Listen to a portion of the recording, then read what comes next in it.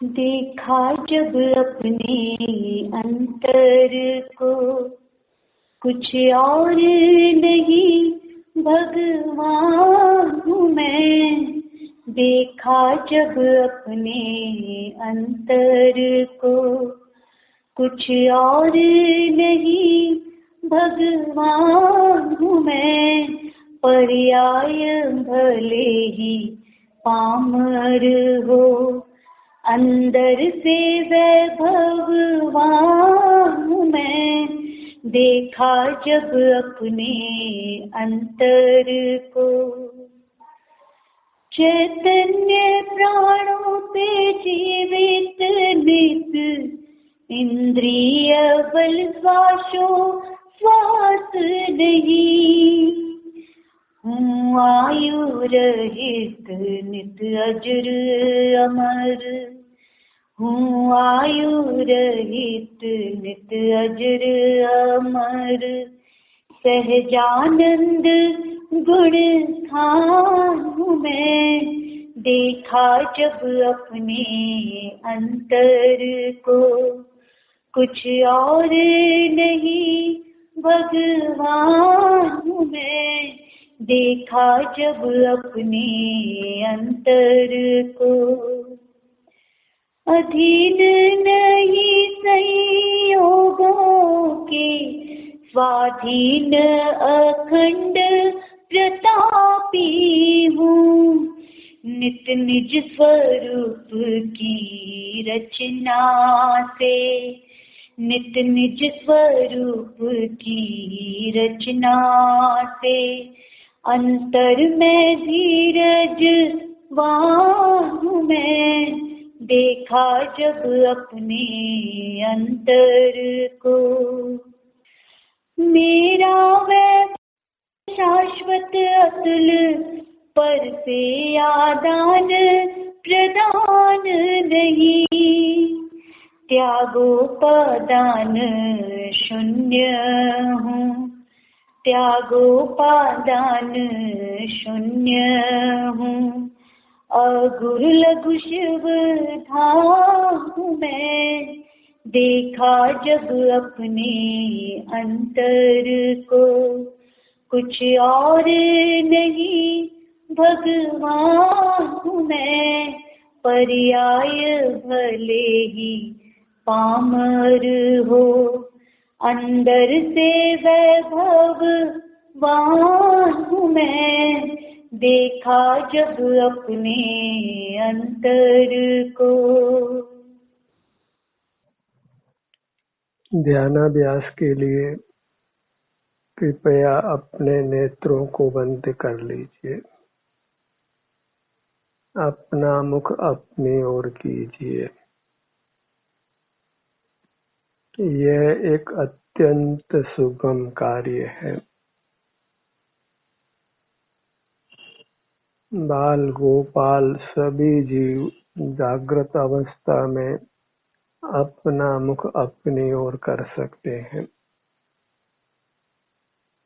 अपने अरूपी शरीर का एहसास कर सकते हैं।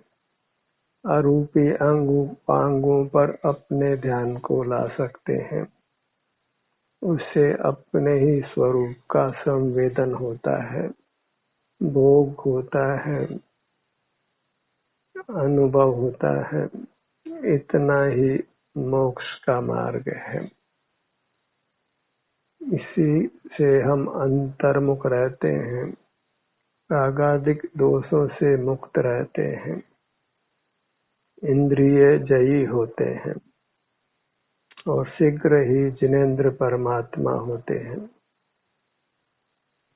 बाहर का मोह ही हमको अंतर्मुख होने से रोकता है। बाहर के मोह को समाप्त करने के लिए इतना जान लेना पर्याप्त है कि मूर्त पदार्थ सुख स्वभावी नहीं है।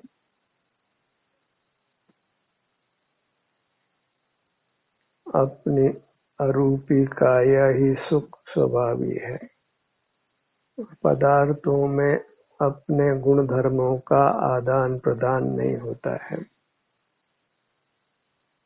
हम अन्य जीवों के सुख दुख का अनुभव नहीं कर सकते हैं। मूर्त पदार्थों के स्पर्श रस गंध वर्ण और शब्द को जानते हैं, पर वह जानना भी हमारा ही परिणमन है। मूर्त पदार्थों का स्पर्श रस गंध वर्ण और शब्द मूर्त पदार्थों के पास ही रहते हैं, हमको प्राप्त नहीं होते। जीव परिणमन कर अपनी ही वर्तमान अवस्था को प्राप्त करता है, अपनी ही प्रति समय नूतन अवस्था से उत्पन्न होता है और स्वलक्ष्य में नूतन अवस्था सुख रूप होती है,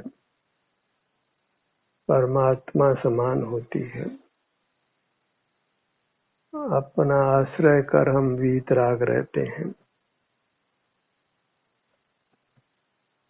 संसार के दुखों से इस प्रकार हम मुक्त हो सकते हैं।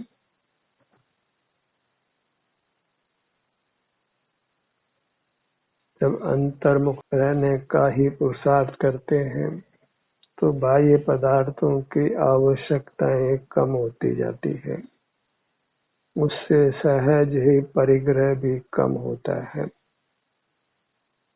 और मूल परिग्रह तो इंद्रिय ज्ञान है।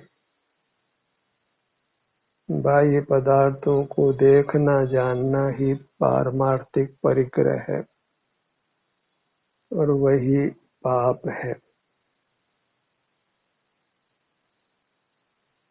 हमारा बाहर कुछ भी नहीं है और जो अपना नहीं है उसको देखना जानना कुशील है, व्यभिचार है, उसको ही समाप्त करना है। सुख के लिए बस हमें अपने सिर से पैरों तक ही युक्त रहना है, अपने विस्तार के सन्मुख रहना है और अपना विस्तार नेत्रों का विषय नहीं है, इसलिए नेत्रों को बंद रखना है। समझना तो अल्प ही है, आचरण ही विशेष है। समझने में अधिक समय नहीं लगाना है और अधिक समझने जैसा है भी नहीं, क्योंकि अपना अनुभव करना ही मोक्ष का मार्ग है और आपके अनुभव में आता है। सिर से पैरों तक ये मैं हूँ, ऐसी प्रतीति सब जीवों को होती है, क्योंकि अपने विस्तार में आराम या वेदना का अनुभव सब जीवों को होता है। निद्रा और मूर्छा की स्थिति को छोड़ दें तो हम जब चाहें अपना मुख अपनी ओर करके मोक्ष मार्गी हो सकते हैं। बाहर का मोह ही मिटाना है, क्योंकि सुख बाहर नहीं है और अपने सन्मुख होने से परमात्मा पद मिलता हो, ऐसा विश्वास हो कि अपना मुख अपनी ओर करने से हम परमात्मा हो जाएंगे, तो सहज ही वृत्ति अंतर में ढलती है, अपने सन्मुख होती है और इस प्रकार सने सने हम कर्मों से छूटते जाते हैं, परमात्मा पद के नजदीक आते जाते हैं। ये मनुष्य भव तो पूरा हो ही जाना है, क्योंकि अति अल्प है, पर यह स्वानुभव का मार्ग यदि हम ग्रहण कर लेते हैं तो आगे के अनंत काल को हम सुखमय करते हैं। अभी हमारे पास ऐसा कोई चुनाव नहीं है कि आयु पूरी कर कहाँ जाएंगे, किन संयोगों में उत्पन्न होंगे, कैसी मूर्त काया मिलेगी, पर अपना मुख अपनी ओर करना है, इतना ही मोक्ष मार्ग है। और अपना मुख अपनी ओर कर लेते हैं तो निश्चित ही पर भव में हमको उत्तम अवस्था प्राप्त होती है, उत्तम गति को प्राप्त करते हैं। जहाँ अपना होश होता है वहाँ दुर्गति कदापि नहीं होती है।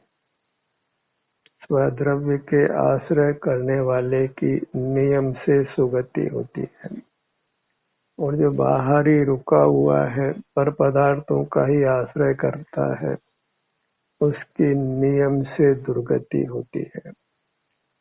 चूंकि जीव प्राय बहिर्मुख ही रहते हैं, इसलिए आयु पूरी कर तुच्छ योनियों में ही जन्म लेते हैं, और तुच्छ योनियां ही लोक में सर्वाधिक हैं।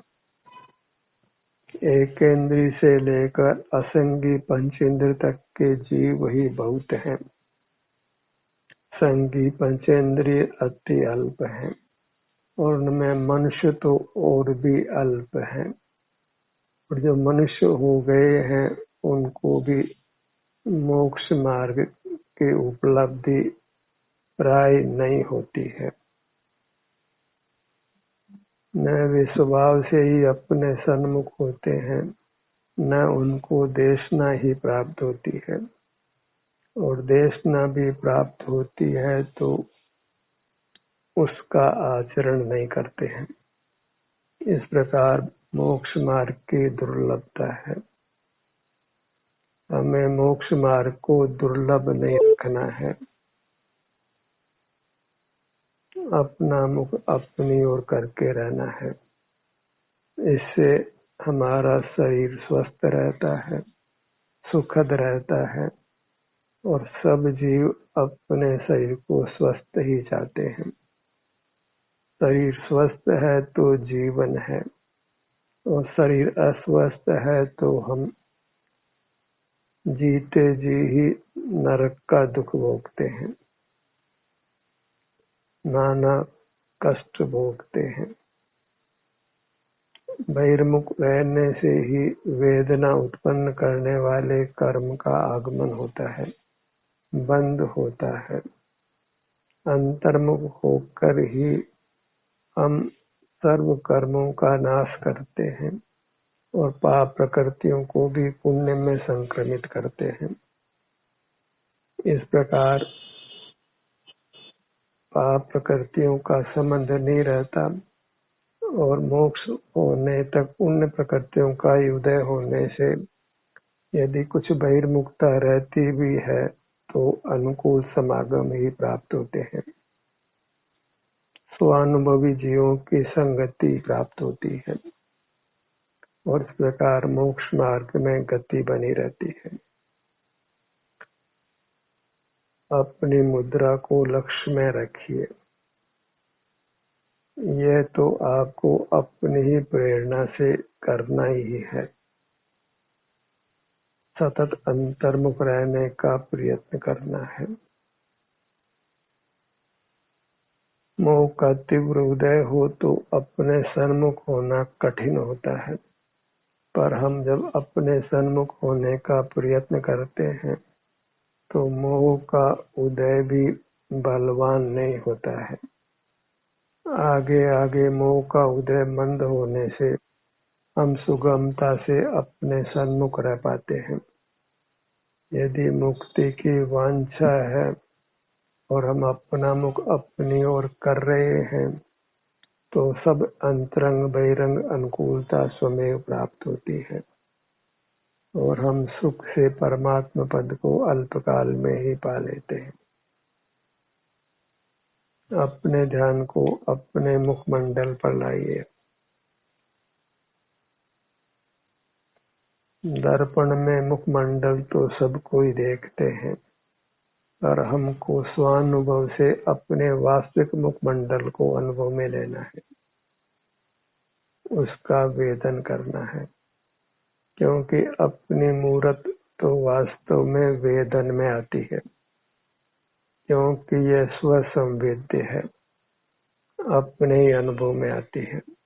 अपने अमूर्त शरीर में जो भी आराम वेदना की स्थिति है वह हमको ही अनुभव में आती है, अन्य जीवों को नहीं आती है। क्योंकि अमूर्त पदार्थ ज्ञान का ज्ञेय नहीं बनता है। हर जीव अपने अमूर्त काया का मात्र संवेदन करता है। उसमें जो सुख दुख की स्थिति है उसका वह अनुभव करता है। अपने ध्यान को अपने सिर के भाग पर लाइए।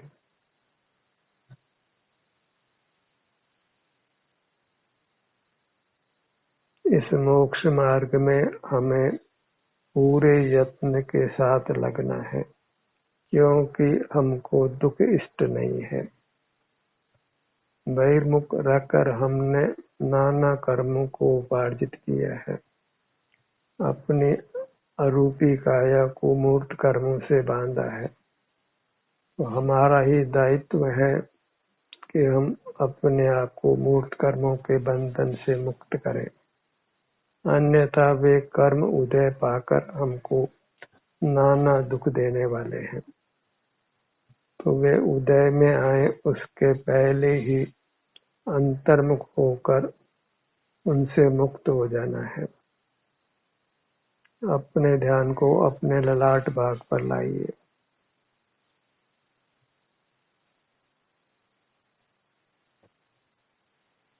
वास्तव में तो जब हम अपना मुख अपनी ओर करते हैं तो फिर किसी भी भाग पर अपना ध्यान जाए तो वह मोक्ष मार्ग होता है। एक ही भावना, एक ही प्रयत्न की अपना मुख अपनी ओर करना है। फिर आपका ध्यान अपने किसी भाग पर जाए, ठहरे, विचरण करे, जैसा भी आस्वादन हो, वह सब मोक्ष मार्ग का स्वरूप है। एकाग्रता मोक्ष मार्ग है। अग्र अर्थात मुख और एक अर्थात स्वयं। अपना मुख अपनी ओर करना, स्वमुखी होना, उसके पश्चात जैसा भी संवेदन होता है वह सब ही संवेदन मोक्ष मार्ग है। और एकाग्र होते हैं तो पर के अग्र होना स्वमेव बंद हो जाता है। अन्य चिंता का निरोध हो जाता है। अन्य पदार्थ हमारे ज्ञान का विषय नहीं बनते हैं। और अन्य पदार्थ ज्ञान का विषय नहीं बनते हैं तो रागादि दोष उत्पन्न नहीं होते हैं।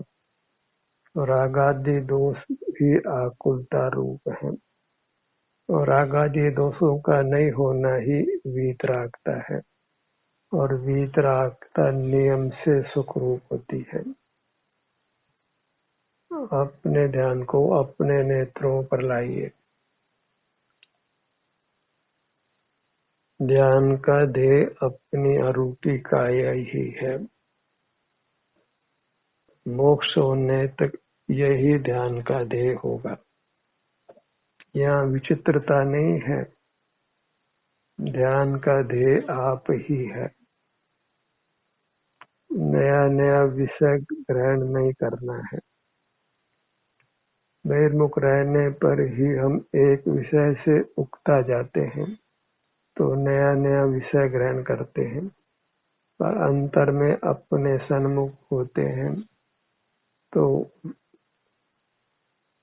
विषय बदलने की आवश्यकता महसूस नहीं होती है। केवल अपना ही अनुभव करते रहना होता है। अपने ही विभिन्न भागों में विचरण होता है जो मोक्ष मार्ग का स्वरूप है। क्योंकि अभी मोहोदय से एक स्थान पर स्थिरता नहीं हो पाती है और अपनी पूरी मूर्त एक साथ विषय बनती नहीं है, तो सहज ही अंतर में विचरण होता है। अंतर में विहार होता है। अपने विभिन्न भागों का क्रम से संवेदन होता है। हर भाग के स्वास्थ्य की स्थिति आराम या वेदना के रूप से हमारे अनुभव में आती है और ये अनुभव ही धर्म ध्यान है, मोक्ष का मार्ग है और मोक्ष का स्वरूप भी है।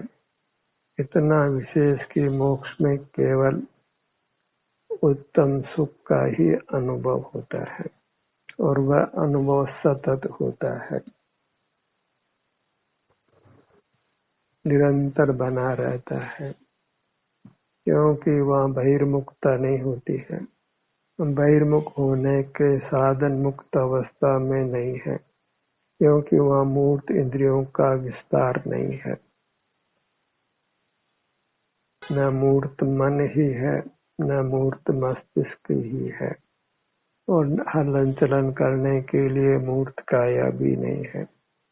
इसलिए स्वतः ही मुक्त अवस्था में हम निष्कंप रहते हैं, मौन रहते हैं, इंद्रिय ज्ञान से, मूर्त पदार्थों के ज्ञान से रहित रहते हैं, और अन्य जीव तो किसी के भी ज्ञान का विषय नहीं बनते हैं, क्यों ज्ञान का विषय अमूर्त पदार्थ नहीं है, मूर्त पदार्थ ही है।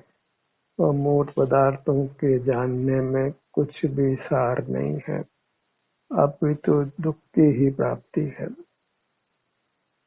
अपने ध्यान को अपने कानों के भाग पर लाइए, अपने सन्मुख होने से होने वाली शांति को पहचानिए। इस पहचान के बल पर ही आप पुनः पुनः अपने सन्मुख होने वाले हैं। फिर हर प्रयास आपका यही होगा कि आप अंतर्मुख रहें, पांव से मस्तक तक अपनी अमूर्त काया के ही सन्मुख रहें। इसी की अवस्था का आपको संवेदन हो, भोग हो।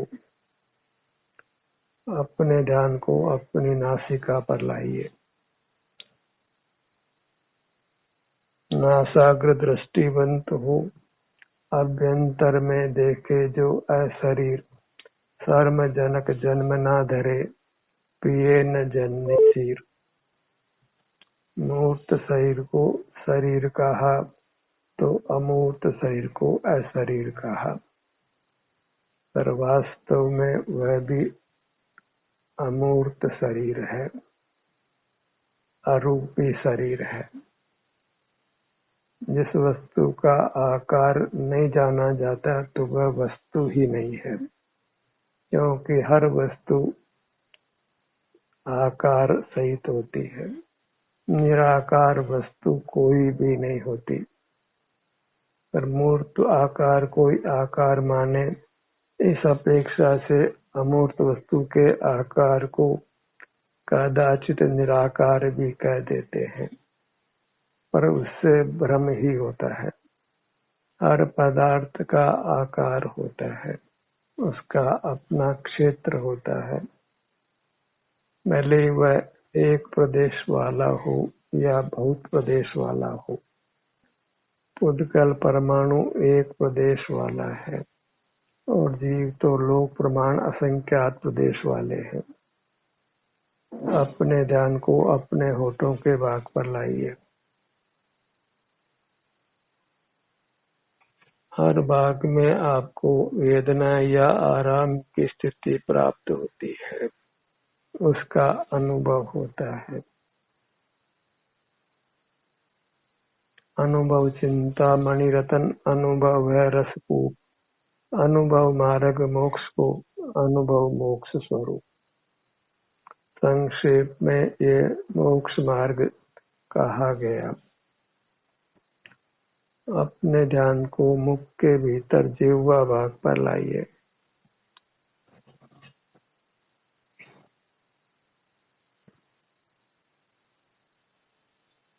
जागृत अवस्था में शरीर के सुख दुख की स्थिति का अनुभव होता है।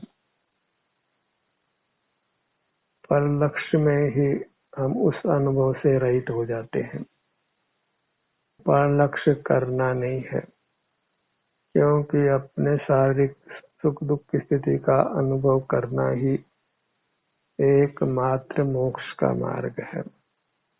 भले लोक में धर्म इस प्रकार प्रसिद्ध नहीं हो, क्योंकि बुद्धि सदा ही दुर्लभ रहती है। अपने ध्यान को मुख के भीतर तालु भाग पर लाइए,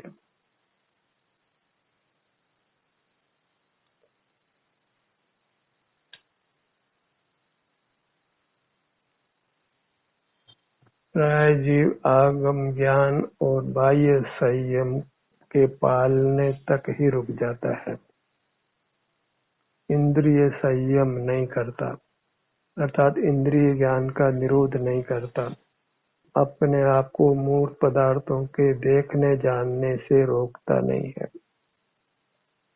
हम अपने ही जीवन को देखें, आँखों से देखते रहते हैं, कानों से सुनते रहते हैं, जीवा से चखते हैं, नासिका से सूंघते हैं और स्पर्श इंद्रिय से मूर्त के स्पर्श का ज्ञान करते हैं और उन्हीं के बारे में विचार करते हैं, उन्हीं का स्मरण करते हैं। इस प्रकार हम संसार सागर में आकंठ डूबे रहते हैं। इसी से हमें बाहर आना है। इंद्रिय ज्ञान का यत्न पूर्वक निरोध करना है। अपने मुख को अपनी ओर करना तो आसान है, पर इंद्रिय ज्ञान का निरोध करना यत्न से ही होता है, क्योंकि बाहर के विषय में हम रुक जाते हैं, क्योंकि वहाँ राग द्वेष की उत्पत्ति होती है और हम राग द्वेष से ही जीने के अभ्यस्त हो गए हैं। राग द्वेष को ही जीवन का स्वरूप मान लिया है। राग द्वेष करने में हमें किंचित भी विपरीतता नहीं लगती है, इसलिए हम स्वतः बहिर्मुख ही बने रहते हैं। अपने ध्यान को अपने हृदय स्थान पर लाइए।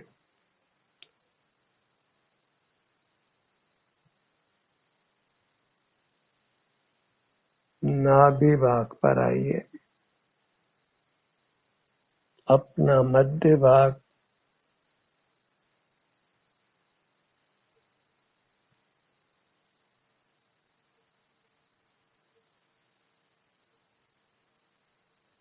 नाभि के स्थान पर यत्न करें तो सुगमता से स्थिरता हो सकती है, क्योंकि यहाँ के मध्य के कुछ प्रदेश अचल रहते हैं, इसलिए यहाँ ध्यान की स्थिरता हो सकती है। इसलिए नाभि भाग पर अपने ध्यान को रोकने का प्रयत्न करिए। अपने दोनों हथेलियों को लक्ष्य में लीजिए। यहाँ भी ध्यान लाने पर विशेष संवेदना का अनुभव होता है, उसके बल पर आप यहाँ ठहर सकते हैं। अपने ध्यान को अपनी पगतलियों पर लाइए।